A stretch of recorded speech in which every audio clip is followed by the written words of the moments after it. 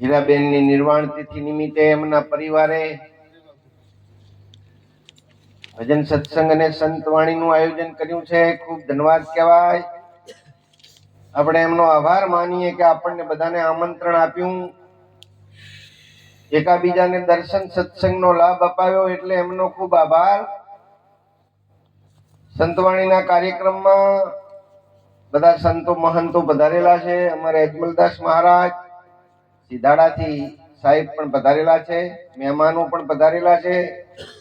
આ ગામના ભાવિક ભક્તજનો, ભાઈઓ ને બહેનો, પ્રસંગ નિર્વાણ તિથિનો છે ત્યારે અત્યાર સુધી વાણીનો ખૂબ દોર ચાલ્યો છે. મને પણ ફરજ મળી એટલે બે શબ્દો આપની સમક્ષ રજૂ કરું છું. આમ તો હીરાબેનજી સુવાસ છોડીને ગયા છે, એ સુવાસ ને વશ થઈ આપણે બધા બોળી સંખ્યામાં બધા વધાર્યા. બહુ સારું કહેવાય. આમ તો પરિસ્થિતિ એટલી બધી ભજન કરવાની નથી, એમની તાકાત તો નથી, છતાં પણ મારે કંઈક કે સારું કરવું છે. મગનભાઈ નો ભાવ એવો, કંઈક સારું ભજન કરવું છે. એટલે એમનું દિલ બહુ ગોળા મનનું છે કે ગમે થાય પણ સારું કરવું. એટલે એમનો પણ આ તકે આભાર માનીએ. હું પણ એમને ગુરુ મહારાજ વતી આશીર્વાદ આપું કે તરાતર એમનો ભજન પ્રત્યે ભાવ રહે, સંતો પ્રત્યે ભાવ રહે, ભક્તિમાં એમની દઢતા વધે અને ઉત્તરોત્તર પ્રગતિ કરે. અને 5-25 જીવોને આ રસ્તા ઉપર ચડાયા તો છે, પણ બીજા નહીં ચડાવે હજુય. કારણ કે એમના પાસે કળા છે કે માણસને શબ્દો દ્વારા તૈયાર કરીને ભક્ત બનાવી દે. આમ તો ભમરી જેવું જીવન કહેવાય. ભમરી ઈયળને ડંખ મારે એટલે ઈયળને સતત ભજન પછી ભમરીનું ચાલુ થઈ જાય કે હમણાં ભમરી આવશે ને ડંખ મારશે, હમણાં ભમરી આવશે ને ડંખ મારશે. એમ કરતા કરતા ઈયળમાંથી ભમરી થઈ જાય તો માણસને કેટલી વાર. આપણે તો બુદ્ધિશાળી માનવી, તો જો માણસને આ શબ્દ જો અડી જાય, કોઈ સંતનો શબ્દ, તો દેવ મનુષ્ય દેવ બની જાય. પણ હવે એ બધી આપણા હાથની વાત છે. આ મન મરજી કા સોદા, સંતો મન મરજી કા સોદા, આ પોતાની મનની વાત છે. પોતે જો ધારે તો આ ભક્તિના માર્ગ ઉપર ચડી શકે, પણ આપણે ધારવું પડે. આપણે નિશાન જ ના ધારીએ, નમતા ભડાકા કરીએ તો શું હાથમાં આવે? કાંઈ ના હાથમાં આવે. એટલે આપણે એક તો ધારવું પડશે કે મારાથી આ કેમ ના થાય. આ બધા કરે છે તો હું પણ આવું કેમ ના કરી શકું? અરે ભજન નહીં તો ઠીક છે, પણ માણસનું જીવન તો આપણાથી જીવાય ને. જો જન્મે એટલા માણસ ના હોય તો આખું આ પૃથ્વી ઉપર કેટલાય માણસો છે, પણ સંતોએ ભાગલા પાડી દીધા. બધાય માણસ નથી. કઈક માણસ, કઈક માનવી, કઈક ઢાઢાને, કઈક ઢોર, કઈક રાજ દરબારે શોભતા, કઈક સાહેબ ના ચોર. તો આ કેટલાય પ્રકારના માણસો હોય. લખણ પ્રમાણે વિભાગ પાડી દીધા. બધાય માણસ નથી. તો માણસ કોને કહેવાય? જે સંતના ચરણે જઈ 5 વ્યસન છોડી દે એને માણસ કહેવાય. 5 વ્યસન એટલે બીડી તમાકુનું નથી. દારૂ, માંસ, ચોરી, જારી અને જુગાર. આ 5 આપણા દુશ્મન છે. ત્રાસવાદી કહેવાય તો કેવા હોય તો કહેવાય કે આ ત્રાસવાદીમાંથી એક ત્રાસવાદી જો આ કાયામાં ઘૂસી ગયો તો આ કાયારૂપી નગરી ભેરાઈ જાય, પતન થઈ જાય. અને આ શરીરને હાચવવું જરૂરી છે. આ વાતો આપણને ખબર નથી ને કે આને સોનાની નગરી સંતોએ કીધી. અરે કાયા કંચન નગર સ્વામણું, માઈ મન રે સુબોરે સરદાર, અવસર આવો નહીં મળે. જો સંતોએ વલણું કર્યું છે. આપણે કોઈ વલણું કરતા જ નથી કે સાર શું ને અસાર શું. સંતોએ આને સોનાની નગરી કહી દીધી. કાયા કંચન નગર સોહામણું. અને એનો બાદશાહ સુબો મન છે. મન ધારશે અને આ કોથળો અહીંયા લઈ જાય છે. જો મન ધારશે તો આ કોથળાને ફૂલના હાર ચડશે, અને જો મનુભાઈ કથળશે તો હાજના ગોતવા જવા પડશે. હા થશે. આપણે ધારું મનના ઉપર આધાર છે, કારણ કે આનો ડ્રાઈવર મન છે. શરીરનો ડ્રાઈવર મન છે, એટલે ડ્રાઈવર ઉપર આધાર છે. પણ સંતો શું વાત કરે છે કે આ ડ્રાઈવર ને આપણે સમજાવવાનો. હમણાં નતા પેલા ભાઈ કહેતા કે મન સમજાવે એને મોટા. પોતાનું મન જેને સમજાયું ને એ મોટામાં મોટો સુરવીર કેવો હોય તો કહેવાય. આપણે તો મન સામે લાચાર થઈ જાય. એક સામાન્ય વ્યસન છૂટતું નથી. ખાણું થાય એટલે લેવું જ પડે.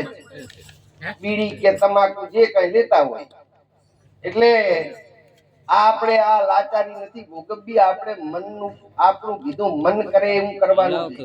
સંતો ના પાડે છે કે મન કે મતે ના ચાલિયા, મન જ્યાં ત્યાં લઈ જાય. મન કો એસા મારીએ ટુકડે ટુકડા થઈ જાય. શું સંતોની વાત તો તમે વાગોળો તો સાહેબ તમારું જીવન પરિવર્તન થઈ જાય. એક ધ્યાનથી જો શબ્દ મળી જાય તો તમારું કાયા પલટ થઈ જાય. અરે તોરલે જાડેજાને કીધું કે પાપ તારું પ્રકાશ જાડેજા, ધર્મ તારો સંભાળ, તારી બેડલીને બુડવા નહીં દઉં, એમ તોરલ કહે છે. જો તો ખરા એક શબ્દની અંદર કે પાપ તારું પ્રકાશ, તો તારી બેડલી પાર થશે, નહીતર થશે નહીં. પણ આપણે તો તોરલને બોલવા દેતા નથી કે બે કન્ના ખબર પડે દોઢી થાય એમ કે નહીં. આપણે બરે પડી ગયેલા એટલે માનતા નથી ને. કોઈ પણ આપણને શિખામણ આવતું હોય તો આપણા હિતની વાત હોય એ 100%. તમારું સારું વાંચીને જ કહેતા હોય કે આ વસ્તુ બરાબર નથી ને આ કર્યા જેવું છે ને આ નથી કર્યા જેવું. એટલે આ શબ્દો મનના મતે ચાલવાની સંતો ના પાડે છે. એક વખત એક ભાઈ કબીર સાહેબ કહે ગયા કે આ મનને વશ કરવું હોય તો સાહેબ શું કરવું પડે? એટલે કબીર સાહેબે કઈ જવાબ ના દીધો, પણ એક ખીલો જમીનમાં પડ્યો ને એક હથોડીએથી એક ટપોરો માર્યો માથે. વળી ઓલા ભાઈ બીજી વખત પૂછ્યું કે સાહેબ શું મનને વશ કરવું હોય શું કરવું પડે? એટલે વળી પાછું સાહેબે બીજો ટપોરો ખીલા ઉપર માર્યો. આવું 8 વખત પૂછ્યું સાહેબે. અરે પેલા ભાઈએ પણ સાહેબ કઈ બોલ્યા એટલે કે તમને મેં 7 વખત પૂછ્યું, તમે કઈ કહેતા નથી સાહેબ ને આ ખીલા ઉપર શું ટપોરા મારે જવું?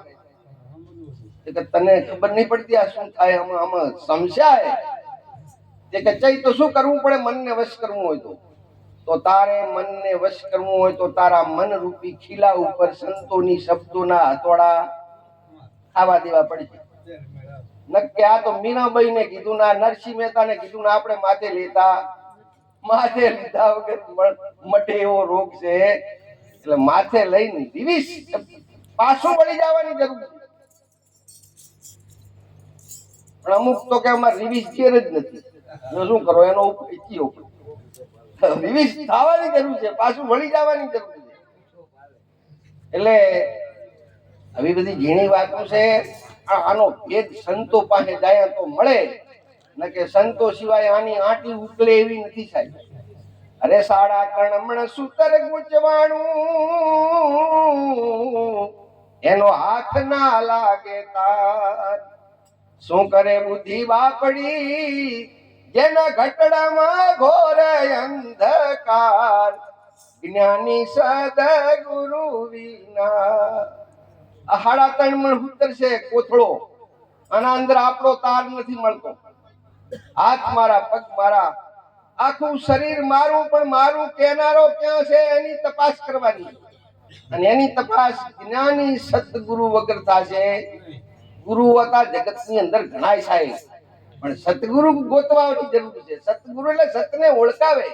તમે કોણ છો ભગવાન કેવા છે આ બે વાતો સમજાવે એને સતગુરુ કહેવાય. બીજો કઈ શેગણા ના હોય સંત ને આ શેગણા વાળો આવે એ સંત. એ તો એના પ્રકાશ ઉપરથી ખબર પડે. એના વાહે 25 માણસ ફરતા હોય, એની વાતને સમજતા હોય, એને સતગુરુ કહેવાય. તો એક વખત એક રાજાએ આવી સભા ભરી, બહુ લાંબુ નહીં ખેંચ્યું, એક દશરાભાઈ મારી વાણે વિરામ આપીશ. એટલે રાજાએ 4 પ્રશ્નો રજૂ કર્યા સભામાં. કે ભગવાન આ જગતની અંદર છે કે નહીં, છે તો કઈ રીતે છે, ભગવાન કઈ બાજુ જોવે છે અને ભગવાન શું કરે છે? આવા 4 પ્રશ્નો કીધા. સભાપતિ ભરીને બેઠી હતી. ત્રીજા દિવસે વરી પાછી હું સભા બોલાવી અને તમારે જવાબ કરવાના છે. જો જવાબ નહીં કરવામાં આવે તો સજા થાય. પંડિતોને જ્ઞાનીઓને બધાને કહી દીધું. હવે જે રાજનો મેન પંડિત હતો એને ચિંતા થઈ કે પેલો મને પૂછવાનો રાજા, એટલે એનું મોઢું નરમ પડી ગયું. ઘરે ગયો એટલે નરમ લાગ્યું. એટલે ઘરનાને ખબર પડી જાય આજ કવિરાજ નરમ છે કે તમારું મોઢું આજ પડી ગયેલું છે. આપણું મોઢું નરમ હોય તો ઘરના કહી દે ને કે ડોહા આજ કાંક શું લાગે ને તમે કોઈ દી નરમ હોતા નથી. નરમ હોય એટલે ખબર પડી જાય ઘરના મોઢાના હાવ ભાવ ઉપરથી ખબર પડી જાય. એટલે કે હવે મારે આ વાત છે ને જે મોજવણની તમારાથી ઉકેલ થાય એમ નથી. અને આ તો ગુડ રહસ્ય વાળા પ્રશ્નો મને રાજાએ પૂછ્યા છે અને ત્રીજા દિવસે પૂછવાનો હોય, જો નહીં આવડે તો જેલમાં ધકેલી દેવાનો છે. એટલે હું નરમ છું. એટલે એમના ઘરની અંદર એક જુવાન દીકરી હતી. એને કીધું કે બાપા જો રાજા રજા આલે તો એના જવાબ હું કરી દઈશ. ને પૂછતા આવો તમે, મારો માન્ય રાખે તો તરત જ પેલો પંડિત જઈને પૂછ્યા કે મારી દીકરી જવાબ કરે તો તમે મંજૂર રાખશો? કે તમારા ઘરનું ગમે કે મારે મંજૂર છે, પણ પ્રશ્નનો જવાબ મળવો પડે. એટલે ત્રીજા દિવસે સભા ભરાણી. પંડિત ને એની દીકરીને બધા આવી ગયા. બીજા પંડિતો જ્ઞાનીઓ બધા આવી ગયા. એટલે દીકરી સભામાં ઊભી થઈને પૂછ્યું કે મહારાજ બોલો તમારો પ્રશ્ન. રાજાને એટલે રાજાએ પહેલો પ્રશ્ન પૂછ્યો કે આ જગતની અંદર ભગવાન છે કે નહીં? તો દીકરીએ કીધું કે હું તો કોણ ના પાડશે ભગવાન આ જગતની અંદર નથી. એના હુકમથી તો બધું હેડે. એના હુકમ વગર પાંદડું હલતું નથી. એટલે ભગવાન તો હોય તો છે તો કઈ રીતે છે કે? તો દીકરીએ કીધું કે મને એક દૂધનો વાટકો ભરીને લાવી દો. એટલે તરત રાજાએ હુકમ કર્યો. દૂધનો વાટકો આવી ગયો. દૂધ ભરેલો એટલે રાજાને વાટકો બતાવ્યો છોકરીએ. બોલો મહારાજામાં ઘી છે કે નહીં? હવે નાસી નથી પાડી. ઘી તો અંદર છે પણ દેખાતું. કે દીકરી ઘી તો અંદર છે પણ દેખાતું નથી. તો ભગવાને આ જગતની અંદર છે પણ દેખાતા નથી. અને દેખાતા હોય તો રૂપિયા વાળા લઈ જાય, ગરીબોના ભાગમાં આપવા ના દે. આપણે તો અમથા મંજીને કૂટવા પડે, હાથ જ ના આવે. એટલે કે છે તો ખરું તો પણ દેખાતું નથી. એમ આ જગતની અંદર ભગવાન છે પણ જેમ દૂધને જમાવવું પડે, એને વલોવવું પડે, એને તાપવું પડે, પછી ઘી જડે. હવે અમુક ને સીધા કે ભગવાનની વાત કહી દો ને અમા નહીં. સીધું નથી બેરાવે. એમ પહેલું જમાવવું પડે એટલે પ્રેમ જમાવવો પડે, ભાવ હોવો પડે, પ્રેમ ભાવ હોવો પડે. અને ભક્તિ માર્ગમાં પ્રેમ નહીં હોય તો મેર જ નહીં પડે. ભાવ વગરની ભક્તિ લુચી પડશે. અને પછી વલોણું કરવું પડશે. એટલે ગુરુ અને શિષ્યને પૂછીને વલોણું કરવું પડશે. ઉત્તર મેળવવા પડશે તો ભગવાન જડશે નકે જડશે. ત્રીજો પ્રશ્ન ભગવાન કઈ બાજુ જોવે છે? એટલે મને કે એક અગરબત્તી મેણબત્તી હળગાઈ લાવી દો મહારાજ. તરત રાજાએ હુકમ કર્યો. મેણબત્તી આવી ગઈ હળગાવેલી. દીકરીએ મીણબત્તી રાજાને બતાવી કે બોલો મહારાજાનો પ્રકાશ કઈ બાજુ જાય છે? એ તો ચારે બાજુ જાય છે. બસ ભગવાન બધી બાજુ જોવે છે. તન કી જાણે મન કી જાણે, જાણે ચિત્ત કી ચોરી, તેરી છુપાઈ ક્યાં છુપે જિસકે હાથ में दूरी. એ ખબર છે આપણને. એમ છે કે હું કામ ખોટા કર્મ કરું ભગવાન જોતો નથી. એમ 100% જોવે છે. અરે તમે તો ખબર છે કે નહીં? તમને તો આપણને ખબર છે તો આપણા આત્માને ખબર છે તો આત્મા છો પરમાત્મા. આત્માનો છેડો સીધો પરમાત્મા હાથે છે. એટલે બધાને ખબર છે કે આપણે શું કરી રહ્યા છીએ. ભગવાનને ખબર છે.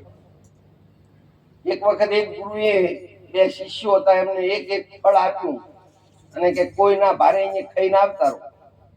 એટલે એક દોઢ ડાયો હતો એ ઓઠે જઈને ખાઈને આવતો રહ્યો. ક્યાં કોઈ ભારે? બોલો સમજુ હતો જ્યાં જાય એને એમ થાય કે હારું કોઈ તો ભાતું નથી પણ હું તો ભારું છું ને, કેમ ખાવું? જ્યાં જાય એને એમ જ થાય કે હું ભારું છું, કોઈ નથી ભાતું પણ હું તો ભારું છું. ખાધા વગર પાછો આવ્યો. કે તું કેમ ખાધા વગર પાછો આવ્યો? કે હું બાપુ કે કોઈ નતું, પણ હું તો ભારતો હતો ને એટલે કેમ ખાવું. એટલે એને પાસ કર્યો, ઓલ્યો જે એમને આવતો રહ્યો તો એ નપાસ. એટલે બધું ભારે છે, પરમાત્મા નથી ભારતા. એમ છેલ્લો પ્રશ્ન કે ભગવાન શું કરે છે.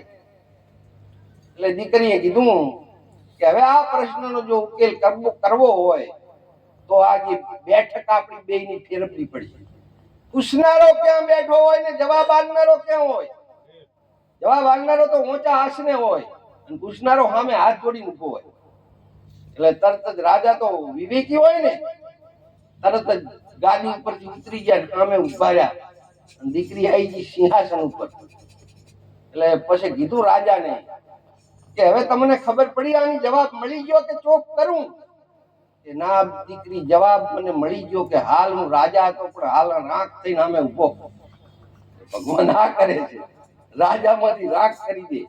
અને અગાઉના ઇતિહાસ જોઈએ ખબર પડે સાહેબ, જેને જેને ગર્વ કર્યો એને હાર થઈ. હા, ગર્વ કયો છો એને હાર્યો. એટલે કોઈ પણ જાતનો ગર્વ, હું તો એમ માનું છું કે કોઈ પણ જાતનો ગર્વ ના કરવો. કાયાનો ગર્વ ના કરવો, ધનનો ગર્વ ના કરવો, રૂપનો ગર્વ ના કરવો, કોઈ પણ જાતનો ગર્વ કરવો નહીં. હું તો ભગવાનનો દાસ છું અને દાસ થઈ જો રહેવા છે તો આપણું જીવન સારું થાય છે. નકે પછી હડમાલામાં હડાલામાં આ જીવન જતું રહેવાનું. આ વાસેડામાં આબેલું જાય, આ વ્યવહારના વાસેડામાં 60 ઉપર થઈ ગયા. અમુક ડોહા તો એમ થાય છે હજુ છોકરા ને છોકરો પરણે જોતો જ. એટલે હવે તો વિદાય લ્યો, એ તો ઈદો પરણાવશે છોકરો. તમે મેલો પાછા હવે તો આ હીટું નાખું. પણ પહોંચ્યું આપણે હાલતા કે શરીર થાકે એટલે ચાવી હાલ દેવાય. ડોશી હોય તો વહુ ના હાલ દેવાય, હાલે વહુ હવે તું સાચો. પણ હોદામાં ચાવ્યું હાલતા નથી. આ તો હું ચલાવું, મારા વગર હું નહીં હોય તેથી તમે ભૂસે મરી જાઓ. એટલે કેટલાય મરી ગયા, કોઈ મરી ગયું ભૂસે એને મળી દે બધાને. આ તો બધું ચલાવનારો બેઠો છે. આપણે શું, આપણે તો નિમિત્ત માત્ર છીએ. અરે એક વાણીની અંદર એટલા માટે કીધું, નિત નિત જગત જમાડે વાલો મારો, નિત નિત જગત જમાડે રેલો. આપણે ઘરના 500 જણા હોય ને જમાડવાના, આખી દુનિયાને જમાડે. ટાઈમ થાય એટલે મળી રહે. એક વખત લક્ષ્મીજીએ ભગવાનને કીધું કે આ બ્રહ્માંડની અંદર બધા જમી ગયા. તે ભગવાન કે હા જમી ગયા. લક્ષ્મીજી કે ના, એક રહી ગયું. તે કે કોણ રહી ગયું બોલો. એટલે ઓલી કંકુની ડાબડીમાં કીડી હતી. લક્ષ્મીજી ભારી ગયા, કીડી ઘૂસી રહી. પણ હવે ચાંદલો કરવા જતા સોખો કપાળેથી ડબી પડી ગયો. એ લક્ષ્મીજીને ખબર નહીં. એટલે કે ના ના કોઈ બાકી નહીં, કે એક જણ બાકી છે. એ ડબ્બી ખોલીને બતાવ્યું લક્ષ્મીજીએ ભગવાનને કે જો આ કીડી ભૂખી, અને કીડી ચોખો ખાતી. શું કે ભૂખી છે પણ આ ચોખો ખાઈ રહી. એટલે ગમે એ રીતે બધાને ટાઈમે આલી દે. અરે ગર્ભમાં આલી દે છોકરું ને. બાળક ગર્ભમાં હોય તો એને કારણે હજી એનું પોષણ ચાલુ થતું. એટલે એને ચિંતા છે બધી. આપણે બહુ ચિંતા ના કરવી. હું તો એમ કહું ખાઈ પીને મસ્ત રહેવું. પીવામાં પાછું દૂધનું કહું છું, મોઢું ના લેતા. સદગુરુ ભગવાન કી